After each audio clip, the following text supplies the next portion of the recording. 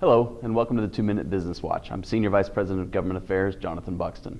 With the third reading deadline behind us, this week was a busy week with mixed results. I'm pleased to report that several bills that are good for Oklahoma passed in the legislature this week, including House Bill 2131 by Representative Echols and Senator Treat, which reinstates important tax credit for companies that create or expand tourism attractions in Oklahoma.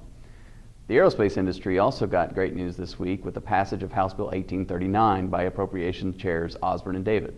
Aerospace provides high-paying jobs for Oklahomans and is critical to our state's economic diversity. The success of these incentives have been dramatic, generating more than $1.4 billion in economic output and 4,200 jobs for Oklahoma since 2008. Thank you to everyone who responded to our action alert to contact your legislators in support of keeping these high-impact, high-performing incentives. Another important bill that passed is House Bill 1010 by Representative Weldon Watson and Senator Marlette. This bill creates uniformity and certainty in ad valorem taxing across the state by making sure that county assessors adhere to the rules and guidelines published by the Tax Commission. House Bill 2311 by Speaker McCall and Pro Tem Schultz also passed and creates better processes for reviewing agency spending. Ensuring that agency efficiency is critical right now given the state's budget shortfall. While we were disappointed to see Senate Bill 197 by Senator Silk added to the Senate agenda, we are pleased to report that it was laid over and not heard in the Senate ahead of the deadline.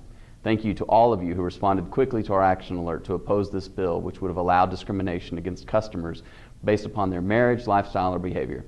This bill sends the wrong messages to businesses considering relocating to Oklahoma. Other states have pursued similar legislation and have faced economic fallout. Oklahoma is a friendly state, and we need to keep it open to business for all. But not everything this week that came out of the Capitol was good. Several gun bills passed that restrict business owners' rights and create liability for small business owners.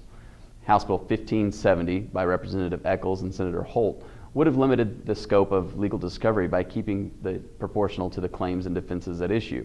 The vast majority of documents requested in discovery are never even used in courts, and the massive documentation requirements can be cost prohibitive, forcing some companies to settle. While this bill was approved by the House of Representatives this week, it was gutted on the floor. That's very unfortunate, since this bill would have helped modernize our discovery process and prevented abuse of discovery by trial lawyers. Now that the third reading deadline has passed, the legislature will resume committee work next week.